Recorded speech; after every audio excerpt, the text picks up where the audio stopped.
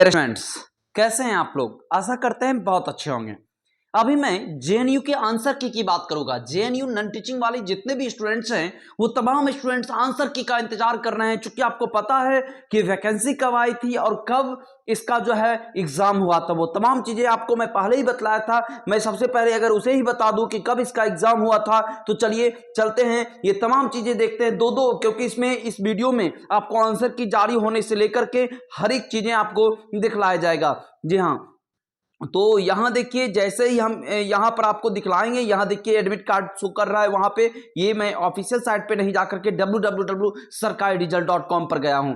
एक बार सबसे पहले यह देख ले कब वैकेंसी आई, कब एग्जाम हुआ, और उसके तुरंत बाद तमाम जानकारियां ऑफिशियल साइट के माध्यम से आपको दी जाएगी। वीडियो पे बस बने रहें। देखिए, जैसे कि आपको पता है, एप्लीकेशन आपको जो है जारी किया गया था 20 फरवरी को। 20 फरवरी को जो है एप्लीकेशन जारी हुआ था, और उसके बाद जो है आपका इसको फॉर्म फिल करने का आपको लास्ट डेट था 17 मार्च। जी हां, वैसे बच्चे जो इस फॉर्म को भरने के लिए एलिजिबल थे वो 17 मार्च तक जो है फॉर्म को भर सकते थे। 17 मार्च के बाद, यानी फरवरी में फॉर्म जारी होता है 20 फरवरी को, मार्च तक भरने हैं। उसके बाद जो है करेक्शन, उसी के 2 दिन के बाद डेट दिया जाता है 18 से 19 मार्च, जिसमें कि आप करेक्शन कर सकते हैं। और उसके बाद जो है एमटीएस वाले का, जूनियर असिस्टेंट वाले का, सेमी प्रोफेशनल असिस्टेंट का, प्रोफेशनल असिस्टेंट का, स्टेनोग्राफर का, इस तरह के जो भी नॉन टीचिंग पोस्ट थे, बहुत हद तक एग्जाम, सभी के एग्जाम नहीं लिए गए थे, याद रखिएगा।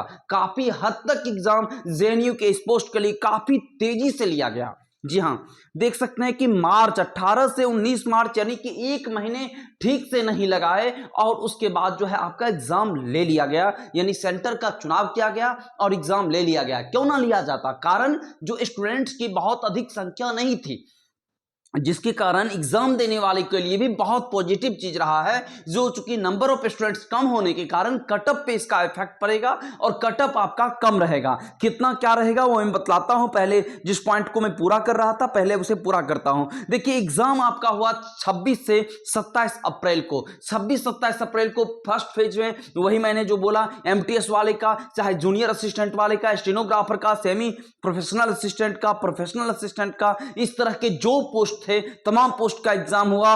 और जैसे ही समय बीता, चूंकि स्टूडेंट्स आंसर की का उसके बाद इंतजार करने लगा, और क्या करता है जेएनयू, आंसर की तब तक जारी नहीं करता है। आंसर की का बच्चे वेट कर रहे हैं, और लगभग 1 महीने के बाद, ठीक उसके 1 महीने के बाद, यानी 26 से 27 अप्रैल 2023 को आपका एक एग्जाम होता है। यानी वैसे बच्चे का जो कि नॉन टीचिंग वाले भरे थे, उसमें से बहुत सारे पोस्ट का एग्जाम हो जाता है। शेष बचे हुए एग्जाम 29 मई को लिए जाते हैं। 29 मई यानी ठीक 1 महीने के बाद, 1 महीने में 2 दिन अधिक ही है, यानी लगभग 1 महीने के बाद आपका फिर से जो पोस्ट का बच गया था, यानी चूंकि इस नोटिफिकेशन में बहुत सारे पोस्ट हैं, आप पोस्ट यहां सामने देख सकते हैं, जूनियर असिस्टेंट, स्टेनोग्राफर, एमटीएस से लेकर के असिस्टेंट रजिस्ट्रार से लेकर के, यह तमाम पोस्ट आपको एक एक करके दिख रहा होगा। ये तमाम जानकारी चूंकि ऑलरेडी आपको प्राप्त है, तो ये तमाम जो स्क्रॉल करके मैं आपको दिखला पा रहा हूं,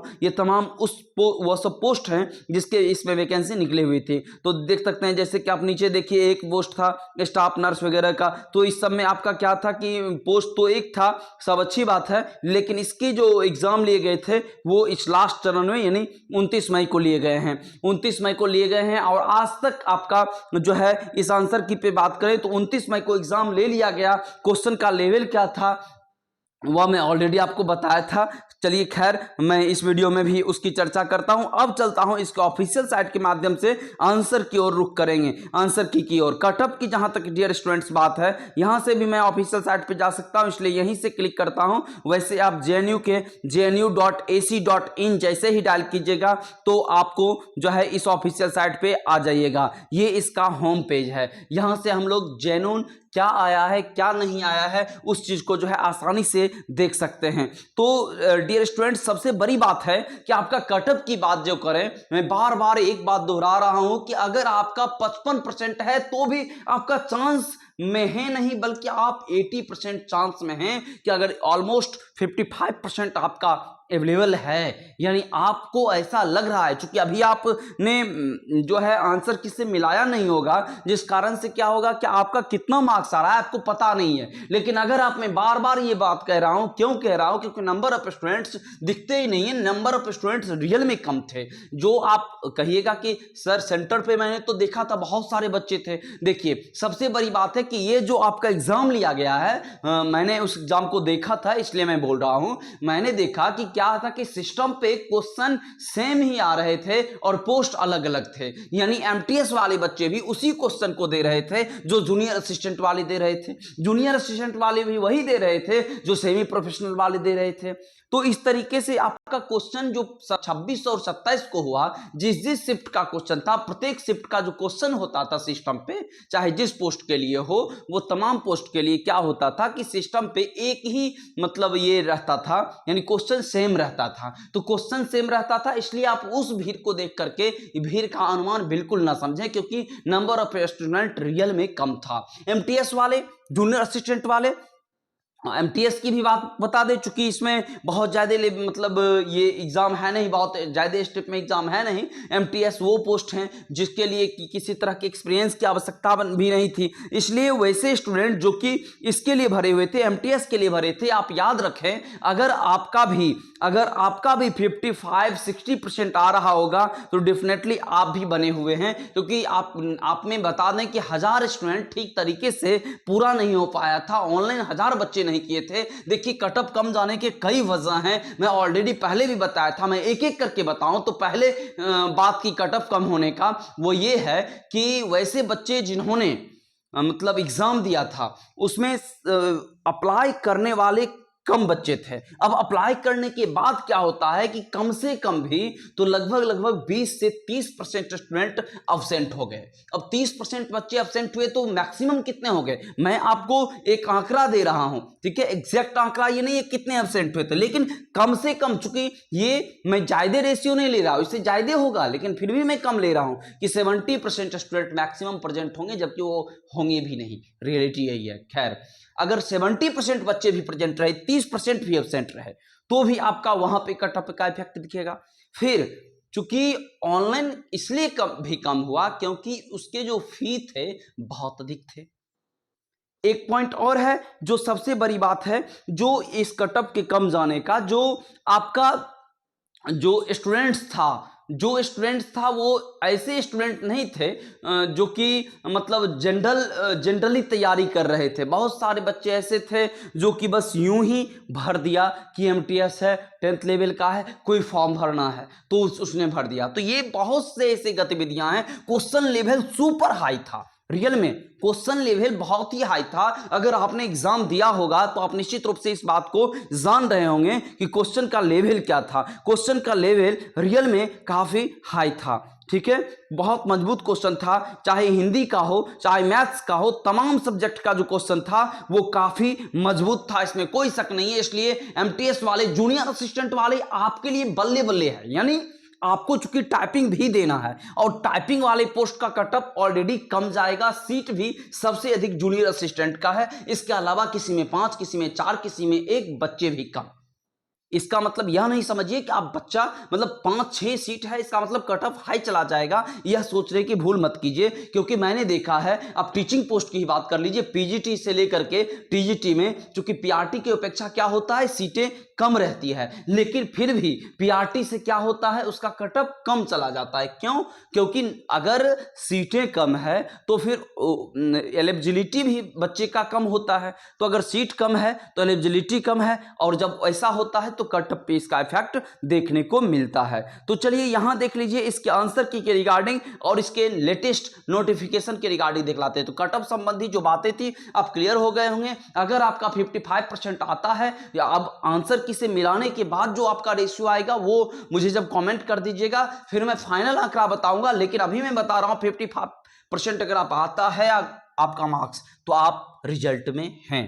जी हाँ, एक बात और थी कि इसमें केवीएस की तरह, केवीएस में रियल में धांधली हुई है, कोई माने ना माने लेकिन हुई है, आप भी जान रहे हैं, मैं भी जान रहा हूं, मैं लगातार इस पे अपडेट जो है अपने चैनल उपकार ट्यूटो पे देता रहा हूं। खैर, तो इस तरह की बातें भी आपको जेएनयू में देखने को नहीं मिला। ये तमाम आपको क्या होता है कि इफेक्ट डालता है इस बात को लेकर के, आपका जो अगर कम नंबर है फिर भी आप रिजल्ट में हैं। अब चलते हैं कि हम लोग कैसे देखेंगे। तो अभी आपने देखा कि जैसे ही आप कुछ नहीं jnu.ac.in पर जाइएगा और जाने के बाद डायरेक्ट आपको इस पेज, यह पेज खुलेगा।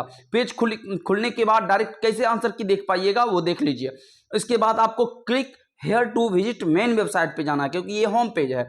तो जैसे ही इसके मेन वेबसाइट पे जाइएगा क्लिक करके, तो आपको यहां स्क्रॉल करके आ जाना है। देखिए एक एक चीज आपको दिया हुआ है, मैं अक्सर कई दफा इस चीज को बताया हूं, ठीक है। तो देखिए एक एक चीज दिया हुआ है, जिसमें से चूंकि आप लोग क्या देख रहे हैं तो जॉब के रिगार्डिंग देख रहे हैं, तो इसलिए job@jnu इस पे जाकर के क्लिक कीजिएगा। इसी के ऑब्लिक में दिया हुआ है प्लेसमेंट सेल, तो ये आपको नहीं देखना है, आपको क्या करना है job@jnu पर जाना है। और जैसे ही क्लिक कीजिएगा, क्लिक करने के बाद टीचिंग नॉन टीचिंग से लेकर के इन तमाम चीज़ों के बारे में, वैकेंसी के बारे में है, इसके रिगार्डिंग अगर किसी तरह की नई वैकेंसी या लेटेस्ट अपडेट आता है तो यहीं आपको देखने को मिल जाता है। चूंकि अभी हम लोग जो बात कर रहे हैं वो नॉन टीचिंग पोस्ट के लिए कर रहे हैं, इसलिए चलते हैं इस नॉन टीचिंग पोस्ट को हम लोग देख लेते हैं। तो देखिए नॉन टीचिंग पोस्ट के लिए जो पहला आपको यहाँ नोटिस दिख रहा होगा वो 2-2 का है। तो इस नोटिस से ऑलरेडी आपको कोई मतलब नहीं है, क्योंकि आपके वैकेंसी का जो नोटिफिकेशन आया था वह 20 फरवरी को आया था। यहाँ कैंसिलेशन को लेकर है, लेकिन यह आपके एग्जाम के लिए रिगार्डिंग नहीं है। चलिए इसके अलावा चलते हैं एग्जामिनेशन शेड्यूल ऑफ, ये देखिए 14 अप्रैल को है ये एग्जामिनेशन शेड्यूल दिया हुआ था। जो बच्चे शुरू वाले पोस्ट में 29 वाले में नहीं, उससे बाद 29 वाले बच्चे आप भी याद रखें, आपका तो हो सकता है 50% भी ठीक से कटअप नहीं जाएगा, ये तय है। क्यों? क्योंकि इतना एक्सपीरियंस उसमें जोड़े हुए हैं जो सामान्य बच्चे के पास नहीं है। सामान्य बच्चे के पास वो सभी फैकल्टी नहीं होती है, इसलिए उसके कटअप बहुत ज़्यादा नहीं जाते हैं। खैर, तो ये 14 अप्रैल को जो है वो एमटीएस से लेकर के जूनियर असिस्टेंट वाला जो पोस्ट था उसके लिए हुआ था। और उसके बाद जो है फिर से ठीक 1 महीने के बाद एग्जाम होता है। 18/5 को एक नोटिस जारी किया जाता है। तो आपका 14/4 को इसी पोस्ट के रिगार्डिंग हुआ था, फिर 18 पोस्ट इसी नोटिफिकेशन के रिगार्डिंग हुआ था। दोनों इसी नोटिफिकेशन के रिगार्डिंग है। बट क्या था कि 14 अप्रैल को जो लिया गया था वो आपका जो है शुरू वाले एग्जाम का और बचे हुए एग्जाम का 18/5 को लिया गया। फिर एक 24/5 को एक नोटिस जारी किया जाता है, जो कि कहा जाता है कि एक इसी में पोस्ट दिया गया था जिसका नाम था सीनियर टेक्नीशियन असिस्टेंट या सीनियर टेक्निकल असिस्टेंट। ये जो पोस्ट थे उसको कैंसिल कर दिया गया है और कहा गया कि स्पष्ट रूप से उसी के ठीक नीचे यह मेंशन कर दिया गया कि उनका जो मतलब पैसा है वो उस पैसे को क्या किया जाएगा, रिटर्न कर दिया जाएगा। इस पर क्लिक करके वो नोटिस जैसे डाउनलोड करेगा तो उसमें स्पष्ट रूप से लिख दिया गया है जो उसके पैसे रिफंड कर दिए जाएंगे। वो अगर किसी भी तरह से उसका सीटी अगर जानकारी मिल गया है तो वो क्या करें कि अपना सीटी मतलब उसको इग्नोर कर दें, बात को इग्नोर कर दें। और उसके अलावा आपको यहाँ पे डिफरेंट लिंक दिया हुआ है, देख सकते हैं कि डिफरेंट आपको लिंक दिया हुआ है। ये 29 मई को एग्जाम होने वाला था, उसी के रिगार्डिंग था। ये एडमिट कार्ड से संबंधित लिंक है, तो एडमिट कार्ड संबंधी लिंक की आपको कोई आवश्यकता अब नहीं है, क्योंकि एडमिट कार्ड संबंधी लिंक 29 को जैसे ही एग्जाम हो गया, बहुतों को तो एग्जाम को लेकर पता भी शुरू वाले को खास करके नहीं चला था, यह भी एक कट पर इफेक्ट डालता है। इसके अलावा जो है आपका सीटी अल्टीमेशन को लेकर दिया हुआ है, जो कि आपका 18 के बाद देने लगा था। 18 मई 29 वाले को 18 मई और 14 अप्रैल जो है उससे पहले वाले को दे रहा था। तो वही सीटी अल्टीमेशन है जेएनयू के ये वेबसाइट पर जाकर के, और यहाँ पर आप उसकी गतिविधि को देख सकते हैं। उसकी गतिविधि देखिए, आपने क्या दिया था, एग्जाम किसके थ्रू दिया था, देखिए राष्ट्रीय परीक्षा एजेंसी के थ्रू, नेशनल टेस्टिंग एजेंसी के थ्रू दिए थे आपने। तो वही नेशनल टेस्टिंग एजेंसी के थ्रू ही आपका ये यहाँ पर देखिए क्या दे रहा है, कोई नया आपका यहाँ पर अपडेट जो आ रहा है। यहाँ पर जैसे ही इस लिंक को क्लिक कीजिएगा, आपका जैसे ही आंसर किया आएगा, देखिए एडिशनल लिंक, आपका लिंक के बारे में दिया हुआ है, क्या आंसर की रिगार्डिंग है, तो बिल्कुल नहीं, यहाँ आपको आंसर की रिगार्डिंग नहीं दिख रहा है। लास्ट में आपको क्वेश्चन पेपर था जो आपको ऑलरेडी दिखलाए हुए हैं। जो क्वेश्चन पेपर आपका अभी का नहीं है वो प्रीवियस वाला था, ताकि आपको मतलब तैयारी करने में मदद मिले, उससे पहले वाला सब है। तो सेट नहीं भी खरीदिएगा तो यहाँ से आप हेल्प ले सकते थे। तो इस तरीके से आपने क्या देखा कि अभी आपका लेटेस्ट में आंसर की नहीं दिया है, लेकिन कब तक आंसर की जारी करेगा, मैं बात इस पर करूं तो आपका आंसर की आज आपका 2 जून को 2 जून को मैं इस वीडियो को बना रहा हूं और मैंने यह पहले भी कहा था कि आप फर्स्ट वीक तक वेट करें, यानी आप निश्चित रूप से 5 दिन और इंतजार करें। आपका इसी 5 दिन के भीतर आंसर की आ जाएगा, क्योंकि 29 को एग्जाम होना था, 29 को एग्जाम हो गया है। अब आपका आंसर की बारी है। निश्चित रूप से इसके इस पहले सप्ताह के में आना है, 7 तारीख तक आपका यह आंसर की जो है आ जाएगा। ठीक है, आशा करते हैं इसके रिगार्डिंग आप तमाम चीजें समझ गए कि कटअप क्या हुआ, आंसर की से संबंधित भी बातें आप समझ गए कि आंसर की निश्चित रूप से आपका 7 तारीख तक आएगा। जैसे ही आएगा सबसे पहले अपने इस चैनल उपकार ट्यूटो पे आपको इसकी जानकारी तुरंत दे देंगे। ठीक है, आशा करते हैं कि आप मेरी बातों को समझ गए होंगे, इन बातों को समझे होंगे। चलिए फिर मिलेंगे एक नेक्स्ट टॉपिक के साथ और एक नेक्स्ट वीडियो में। धन्यवाद।